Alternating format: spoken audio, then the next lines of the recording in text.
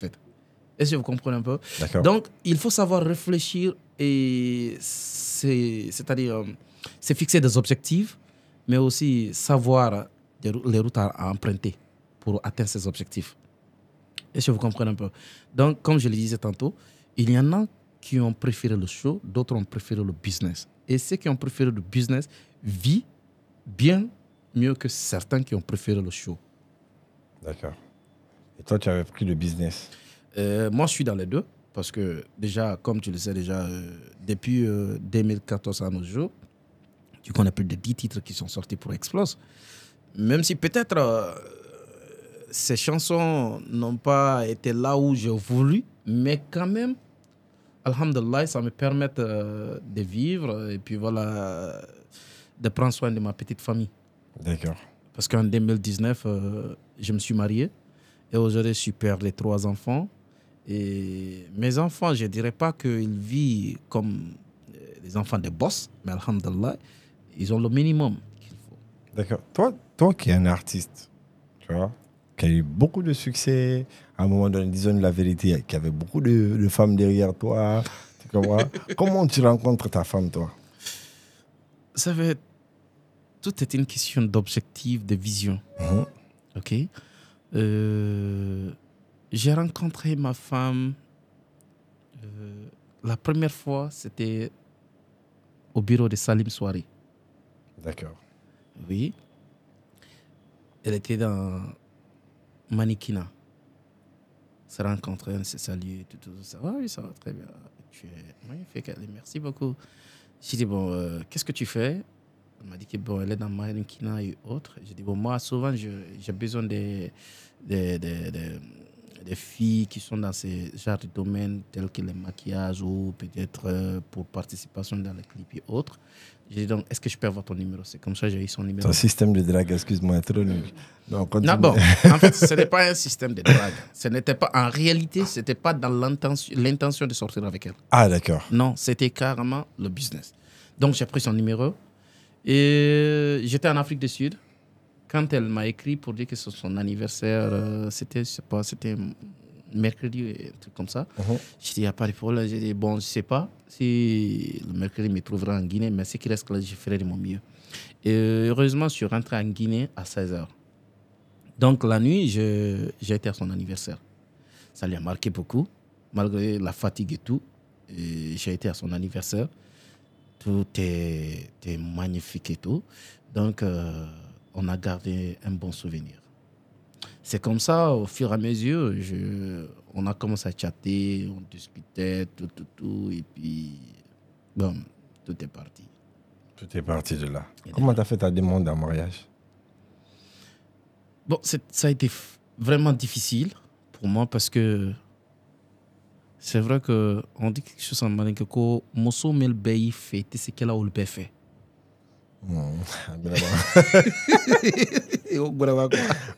Sinon, Mosso Sima très mille train fait, mais mille train fait quand il est marié, mais très malheureusement, je ne kiffe pas. Elle est très bonne, elle est fait. Bon, Halin truc bref, mais on compte un tata là quoi. Ok. C'était une question de sentiments, une question de feeling. Donc ça veut dire, toi, toutes les filles qui sont passées dans ta vie, tu les as pas aimées, quoi. Quand tu dis toutes les filles, c'est trop dit. En fait. Non. Mon frère, non, c'est sincèrement parlant, Chris. Regarde, tu sais, le nombre, plusieurs commence par 2, tu es au courant? Ah oui, mais il faut savoir quand même. Mais... D'accord. Tu vois un peu, c'est ce que les anglophones disent, I'm not an humanizer, you know what I'm saying? Je ne suis pas quelqu'un qui est trop femme, en fait. Okay. Tu vois un peu? Moi, je préfère pas rajouter quelque chose. Non, il n'y a rien à rajouter d'ailleurs. D'accord. Donc c'est comme ça. Alors, comment toi, tu fais ta demande en mariage? Est-ce qu'elle s'attendait ou à un moment donné, elle t'a dit, bah écoute, hein, mon gars, on est ensemble, ça fait longtemps, il faut que tu t'engages, il va falloir que tu sors quand même les colas. Non, même pas. Ok, ça n'a pas été le cas. D'ailleurs, bien avant que je la demande en mariage, j'avais déjà quelqu'un qui était dans le projet. D'accord. En fait, j'avais déjà fait ma valise finie. Et c'était resté, je crois, c'est 2 semaines qu'on aille demander les parents sortir les colas. Pour une autre femme? Oui, j'ai annulé. Oui. Je suis parti en promenade à l'hôtel Atlantique. J'étais assis en train de discuter avec un partenaire qui je voyais sortir de l'hôtel, c'était elle. Avec qui Attends, je comprends pas. Non, j'ai envie de comprendre. Toi, à la base, tu devais amener les couleurs chez une femme. Évidemment, à 2 semaines. À 2 semaines. Voilà. Avant ta demande en mariage, Évidemment. avant d'aller voir ses parents. Oui. Tu t'en vas dans... À l'hôtel Atlantique, je parle avec un partenaire qu'on appelle Mohamed qui gérait Atlantic Hotel. Pendant qu'on était assis en train de discuter, je vois quelqu'un descendre des escaliers. C'est intéressant, mais c'est C'était fou. elle. En plus, pire encore, elle était avec un rappeur guinéen. D'accord. Maintenant, regarde. Regarde. C'était qui le rappeur guinéen là? Oh, très malheureusement. Mais attends, pourquoi tu veux cacher? Non, ça n'a pas d'importance. Parce que pour moi, c'est déjà passé. Tu vois, je l'ai zappé et puis j'ai passé à autre chose. C'est effrayant ça. Hein. Tu t'es senti comment? Blessé, trahi, trompé, découragé. Et où tu as puisé la force pour aller demander une autre femme? Parce qu'après, femme... Mais... Cela s'est passé en 2017. Après combien de temps? Celle que j'ai épousée, c'était en 2019. Ah, ok. L'action s'est passée en 2017. Évidemment. Après, disons... J'étais censé me marier en 2017. On t'a bras. Ah, on m'a bras, mon gars. Et puis j'ai pris la valise le même jour. J'ai partagé tout le contenu. C'est dingue. Non, mon gars, c'était ouf. Attends, tu sais ce qui va être bien, ce que j'ai envie de comprendre, moi. Est-ce que tu avais eu le temps de demander à la fille, elle faisait quoi là-bas? Quand elle m'a vu, elle a fait marche arrière. En fait, pour elle, je ne l'ai pas vue. Ok.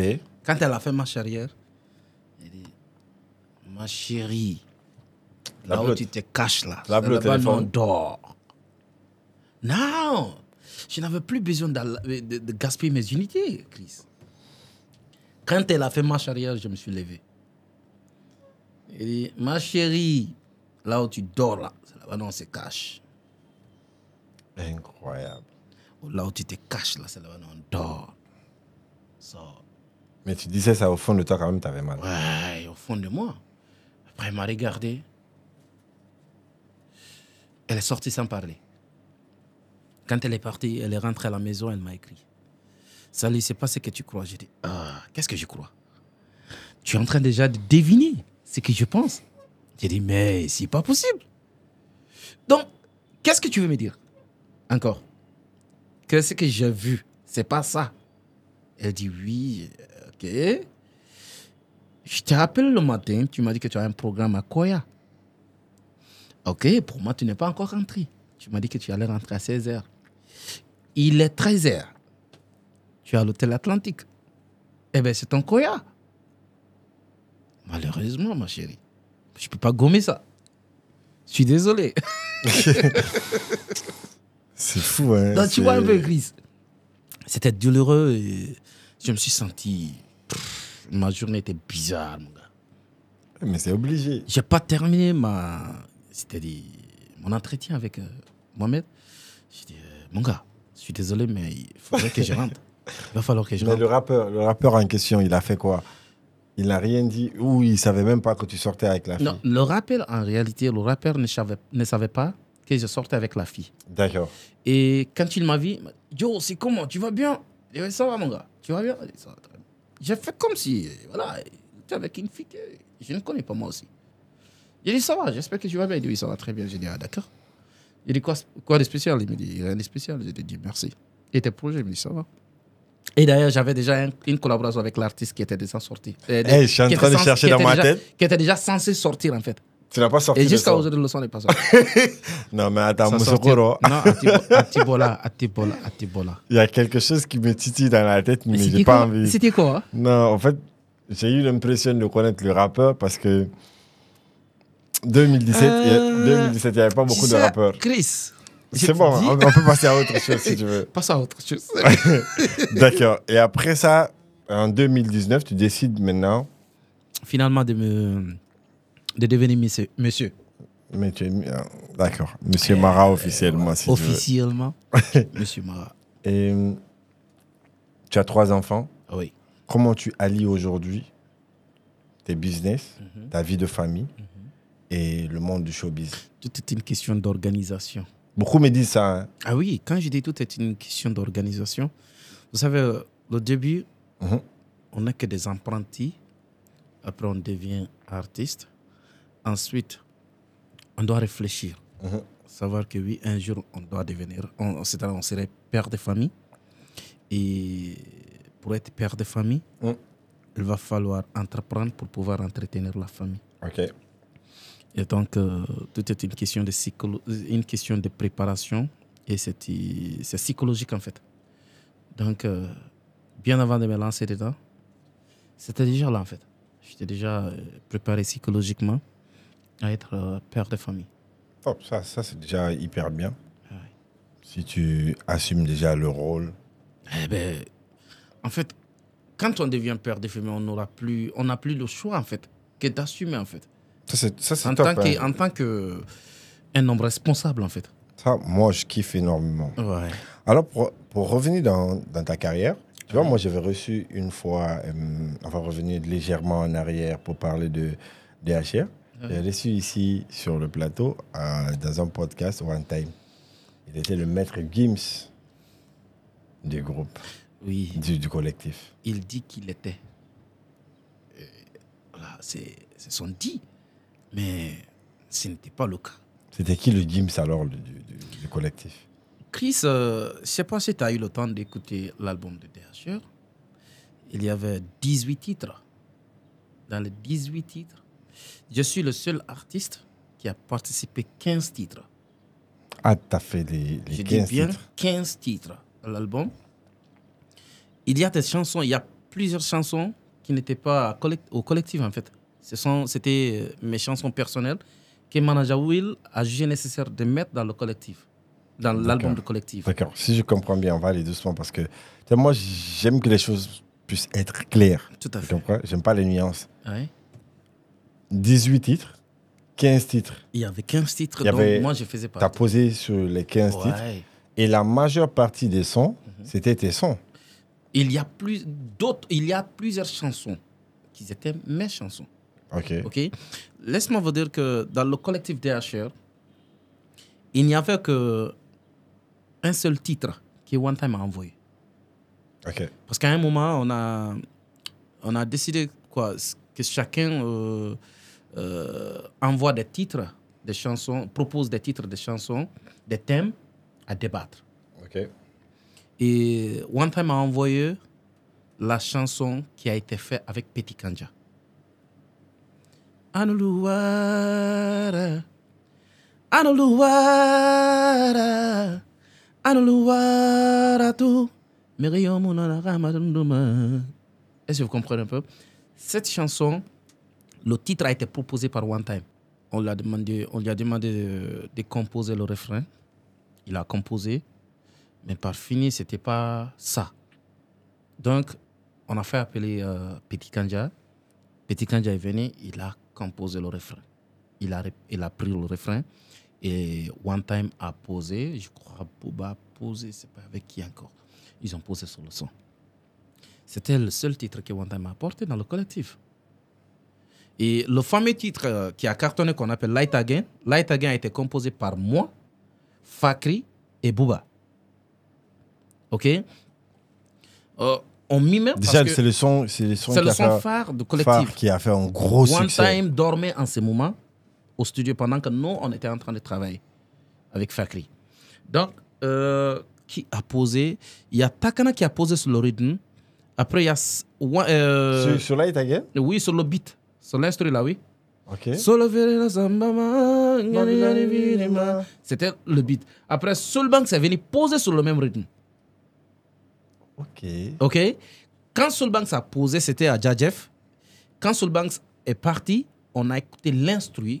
on a décidé de poser quelque chose dessus. C'est comme ça, là. Même Baluzar a posé sur le rythme. Ok. Donc, c'est comme ça, on a écouté l'instru. Et puis, Fakri et moi, on a commencé à mimer sur le rythme. Et Booba, les parties sous comment ça s'appelle? One time no Booba Nova. C'était Booba qui a c'est-à-dire sorti les mots. Fakri a sorti les vibes. Moi, j'ai dit, let me see you light again. Ok. C'est comme ça on a composé le son. Mais, attends. Comment Booba, Oui. parce que One Time dormait. Oui, tout à fait. Donc, Booba a rajouté juste One Time pour la vibe ou quoi? Non. Vu dans le collectif, la personne qui faisait du dancehall, c'était One Time. Ok. Et vu que l'instru, c'était dancehall, on a dit, bon, c'est mieux que One Time prenne le refrain. Nous avons décidé que One Time prend le refrain. Je vois un peu. Donc, c'est comme ça, c'est parti. Après, One Time a fait le refrain. Et moi, j'ai posé un premier couplet. Tu maîtrises toujours ton couplet? Bien sûr. Vas-y. Me telling me no wait for nobody. Me telling the little boy me no wait nobody. Explode. So let me see you flash up a light and show me what you know. In a dance hall. C'est comme ça. Donc, j'ai été le premier à poser. Et puis, One Time a posé. Ensuite, Booba a posé. Fakri a posé. Le son, comment a fait un gros succès. C'est comme ça le hit Light Again a été fait, en fait. C'est incroyable, c'est magique tout ça, tu comprends? Donc ça m'étonne aujourd'hui d'entendre que One Time était le maître James. Ben moi je comprends pas. Maître James dans le collectif Section d'Assaut, c'est lui qui prenait presque 90% des refrains. Hein? Mais dites-moi, dans l'album DHR, si vous avez écouté l'album, il y a combien de chansons dont One Time a fait refrain? Il faut qu'on creuse, hein. Il faut que je réécoute. Tu m'amènes à réécouter le projet. Il faut réécouter, mon gars.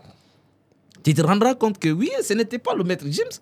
Parce que dans l'album, à part Light Again, moi, je ne vois pas une chanson dont One Time a fait le refrain dans le collectif. Est-ce que c'est parce qu'il y avait beaucoup de personnes, non? Vous étiez nombreux quand même, les gars. Ben, c'est vrai qu'on était nombreux. 10 personnes mais le maître James dans la section d'assaut, malgré ils sont beaucoup, tout le monde connaît la place de maître James quand même. D'accord. Hein? Écoutez, moi... Alors, toi, c'était quoi ta plus grosse galère dans le monde du showbiz? Que tu regrettes peut-être ou pas, ou qui a été une belle expérience pour toi? Et... Disons, mon intégration dans le collectif panafricain a été vraiment une école pour moi. J'ai traversé des moments vraiment difficiles, mais on apprend toujours pendant les moments difficiles. Je suis d'accord. Donc, ça a été une école pour moi. Mon intégration dans le collectif panafricain, j'ai appris beaucoup. Mais tu as quand même vécu beaucoup de galères. Ah, trop, mon gars. Moi, je marchais de Lambaye jusqu'à Ratomao pour aller au studio. Comment ça, tu marches de Lambaye jusqu'au studio au moment où le collectif est en feu, tout Conakry parle de vous? Ça, c'était après. Parce que pour que Conakry... Il y a des trucs qu'on n'a pas touchés. Parce que je me rappelle qu'il y avait un monsieur derrière vous. Ça, tout ça, là, c'est après. Ils sont venus. Ah, d'accord. En fait, laisse-moi te dire, Chris, tu connais bien comment ça se passe en Guinée en matière d'entrepreneuriat. C'est quand les gens voient qu'il y a du bruit, il y a certains qui s'approchent. D'accord. Mais au début, mon gars, chacun s'est débrouillé, chacun pour soi, Dieu pour tous. Moi, je marchais de Lambaye jusqu'au studio. C'est après, quand les choses commencent à prendre l'ampleur. Tu habitais chez les parents ou tu habitais seul? Non. Moi, je suis venu en Guinée, je t'ai dit que c'est Suleiman qui m'a envoyé en Guinée. Oui. J'étais en location, à Lambaye. Tu faisais comment pour payer ta maison? Et toi qui venais d'arriver, tu n'avais pas de job? Oui, quand je venais d'arriver, j'habitais avec Suleiman dans le même appartement. Ok. Et après, j'étais avec un ami maintenant qu'on appelait Free Omar Sidimé, qui m'a envoyé chez eux. Tu vois un peu parce qu'il faisait partie de l'équipe d'encadrement. Donc, je vivais avec lui. Mais, mon gars, on a galéré en marchant de Lambaye jusqu'à Kipi, jusqu'à Ratoma pour aller au studio. C'était pas facile. Hein? J'avoue, il y a des choses quand même dans le monde artistique. C'est vraiment dur à expliquer, en fait. Mais c'était ça, en fait. Il fallait. En parlant de ta galère, quelle est la chose qui t'a le plus touché, mais franchement que tu regrettes énormément? C'est d'avoir demandé une femme en mariage qui a accepté et que je finis par voir avec un ami, un artiste, un rappeur guinéen à l'hôtel. Douleur. Ah, mon gars, ça, je ne vais jamais oublier ça. Ok. Après les galères, forcément, DHR, ça a brillé. Oui, Tu comprends? oui. Moi, si je retourne en arrière, je regarde l'histoire, il y avait un bus pour vous, Oui, il y avait un grand bâtiment. on avait il y un partenaire. Il y avait un réalisateur On avait un qui était partenaire. Ben. Oui, on avait un partenaire qui a pris le collectif en charge, Monsieur Condé Mamadi, dont je profite de l'occasion de le saluer et j'ai un respect religieux pour ce monsieur. C'était l'homme qui a pris le collectif en charge, qui a produit l'album, et qui a l'organisation jusqu'à le spectacle, c'est lui qui a financé, qui a pris une villa pour le collectif à Kobaya et qui nous a donné une bus. Donc on circule qu'on a créé dans le bus. Franchement, c'était... D'accord. Bah écoutez, il ne faut pas qu'on creuse trop le fond en comble sur DHR. Tu vois. Ah oui. Toi, à un moment donné, tu disparais totalement.